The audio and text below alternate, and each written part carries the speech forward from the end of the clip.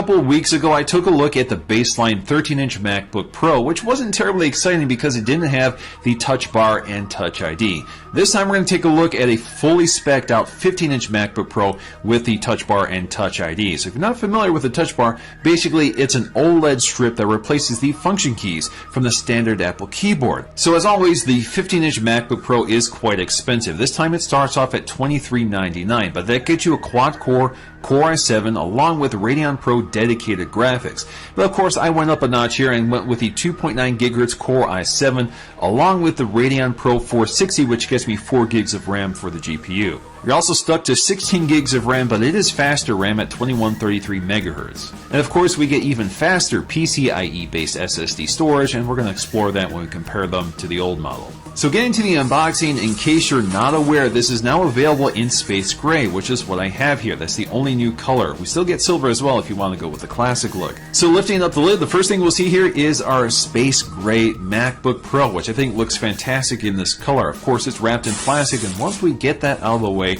we can go ahead and lift up the lid and remove the piece of paper that's protecting the glass display. Now as you can see in this case, soon as you open up the lid, it boots up right away. That's a new characteristic of the MacBook Pro. Also new with the new MacBook Pros is the elimination of that classic Mac boot up sound. So now it's completely silent. There's also a slight tweak to the setup process here because we have a Touch ID sensor built into the power button. So this is a second generation sensor, which again is covered with sapphire glass, and it's pretty quick to set up. And because this is Touch ID, you can use this for payment, so you can set this up as well through the setup process. Now before we dig into the details of the hardware, let's get to the accessories, including our packet, which includes some paperwork on how to set up and use the new MacBook Pro, in addition to white Apple stickers, which once again don't color match the MacBook Pro like they do with the MacBook. And of course we have our new power adapter. So this is a USB-C device, which means we don't have MagSafe anymore. So the adapter itself has a USB-C port. It's no longer tied to the MagSafe cable, so if you break the cable, you don't necessarily break the power adapter, so you can buy them separately. Of course, the wall adapter is once again removable, so you can extend this with an extension cable or use an international wall adapter. And before you ask, you will not find an extension cable hidden underneath the tray, which is an old internet joke. Now personally, I've never been a big fan of the MagSafe connector just because it's very proprietary, so that means you have to replace it with an Apple accessory. The other problem is it just disconnected way too easily. But I do miss the LED indicator, which let me know when it's charging and when it reached full charge. But like an iPhone or an iPad, when you connect the USB-C cable, it does make a tone to let you know it's charging. So just like the 13-inch, the 15-inch is also thinner and lighter than the previous generation. In fact, it's a full half-pound lighter, which now measures at 4 pounds, which makes it a lot more portable, although it's still a pretty large laptop. Although the overall footprint is now much smaller and more compact than before. So when it comes to our display, once again, we have a resolution of 2880 by 1800 over 15.4 inches. That's good for 220 pixels per inch. Although these are the same specs as the previous panel, it is 67% brighter, and the display now supports the Cinema P3 standard for a wider color gamut. So colors are much more vibrant, and with that brighter display, we have deeper contrast, which gives you a lot more depth to the screen. And generally speaking, it looks a lot more vivid and definitely makes an impact. Now something you might notice if you're an existing 15-inch MacBook Pro user is the fact that the new MacBook Pro has smaller text and smaller icons. Basically everything has been scaled down, so you have more screen real estate. Well, they've changed the default scale for the 15-inch MacBook Pro, and you can change this if you want to go back to something you're more used to. Although we still have a very glossy display, they have improved the anti-reflective characteristics, just like on the 13-inch, so you're seeing that improvement here on the 15-inch as well. Now once again, if you haven't heard, the backlit Apple logo has been sacrificed for this new display technology. I think that's a worthy trade-off, but of course it would be nice to have that signature feature retained. So when it comes to the keyboard, this is the same one that's also on the 13-inch. It's also the same size, which means you have all this space around it. So we have these large speaker grills on either side, and of course, we have that gigantic trackpad just below it. So this is a Force Touch trackpad, which works as it did on the previous model, but of course we have all this surface area. Now because this trackpad is so wide, you have to rest your palms on it in order to type. But we have excellent palm rejection, just like on the 13-inch model, but it's especially important with this 15-inch model because the trackpad is even wider. So you're definitely going to be resting your palms on this while typing. So I can rest my palms on the trackpad, even lean pretty hard on them, and it doesn't register a click.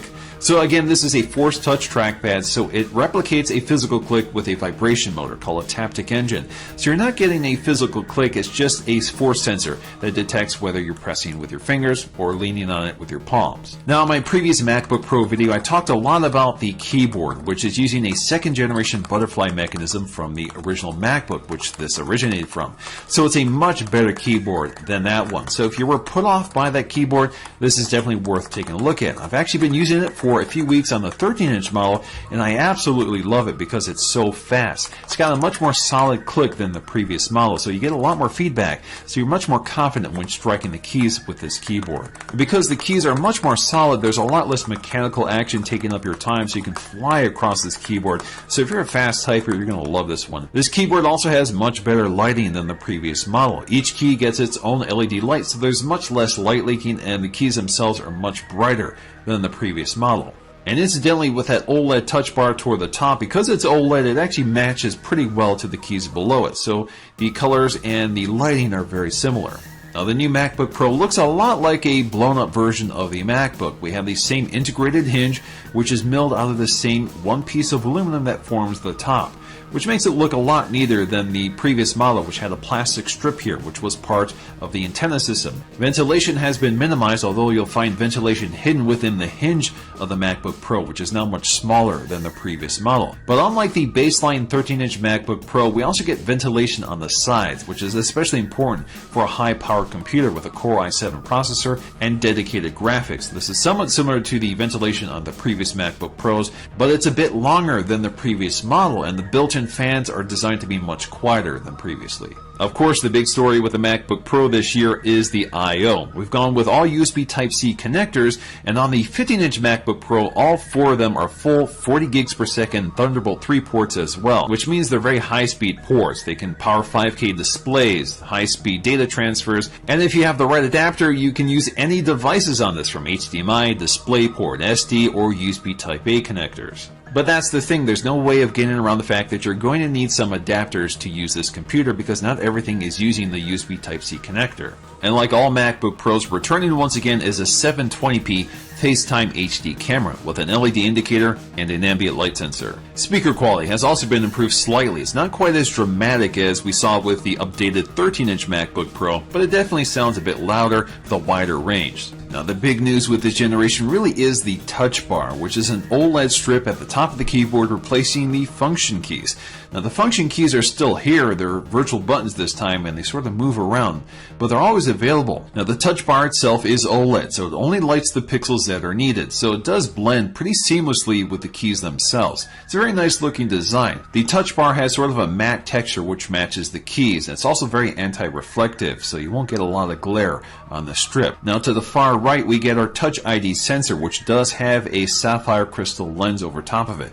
This is a Touch ID 2 sensor, so it's very fast and it works the same as it does on an iPhone. So just like on an iPhone, this is used to unlock your MacBook, and it happens very fast thanks to the Touch ID sensor. Now this is also a physical button, so you use this to power on the MacBook or power it off. It doesn't put it to sleep or act as a home button like it would on an iOS device. Now the function keys are still retained in the touch bar. They've just been collapsed off to the right side and can be expanded out as needed. So the touch bar is definitely something that will change and evolve over time, but right now the touch bar has a combination of the function keys we're familiar with and contextually aware software features, which adds an extra layer of user interface to the app you're looking at on the screen. So this constantly changes depending on the app. Now if you don't like any of these features and want to go back to the traditional function row, you can do this under settings. Now for the most part, I do like the features that the touch bar brings. It's definitely a very slick piece of design, and of course I like the Touch ID that's built in. But what I don't like are the additional layers to often used features such as volume controls. I now have to bring up the volume controls to get to a slider to adjust them. I either have mute or I have to activate the slider, which is not as quick as just using dedicated keys. Of course, you get more precise control, and eventually I think you'll get more customization options, but for now it's kind of a barrier that I wasn't expecting. Now, I think a lot of people have some concerns about the escape key, and there is this extra space off to the left side, and I think that's just part of the hardware design. But even if you tap this area, it still works as an escape key, so the entire surface is still touch sensitive. So I don't think you really have to look to see the escape key. Now, the other issue is that the escape key disappears depending on what app you're looking at, but there's always an X icon there. So if you need to activate the escape key, you'll just hit the X icon, which closes out that feature and brings you back to the escape key so you can hit it again. Now, there are countless ways in which this touch bar can be used by other apps. So for example, in Final Cut Pro, you get some editing tools built right into the touch bar, which is very useful. Or if you're watching a video of any sort, either on YouTube or within iTunes, you'll actually get some media controls right up top. And they're more than just media controls. They also include shallow controls and sliders. And that's kind of nice because that means you can interact with the video without bringing up the interface that blocks your view of it. Now, this touch bar also brings a bit of iOS to the Mac. So you'll see some autocomplete options when you're writing messages. You'll even have an emoji keyboard which you can bring up. And within that emoji keyboard, of course, you can search for the ones you want, select the category you want to browse, or long press on items to get to different options like skin color. More useful are some of the markup features such as bolding, italicize, or underline. You can even change the layout or subject headings. You can also change the color of text, and you have a really neat interface here for that. You can change the color, the intensity, you can go with a standard color or pick anything from a color selector. So it's kind of neat to see the keys sort of transition to these bright, vibrant colors and images. Now, less useful but kind of neat is the timeline within the Photos app. So I can scrub through all my photographs and see little thumbnails right on the touch bar itself. But I really like some of the features within Safari. So for example, I can create a new tab. I can see the open tabs with a preview of the website right on the touch bar, or I can open up any one of my favorites. The touch bar is highly customizable at the app level. So if the app supports the touch bar, if you go to View, you'll see the touch bar settings. This basically brings up an interface that allows you to drag and drop the various tools that are available for that specific app. So this allows you to drag and drop a few items, but of course you're limited here because we don't have too much real estate. You can also drag and drop to remove anything you don't want in the touch bar. So when it comes to performance, I have the most powerful version of the MacBook Pro you can buy. So this should give you a rough idea of what performance is like. Now, Apple is primarily focusing on the graphics performance here. And Apple says you should see about 130% improvement over the previous model. So that's definitely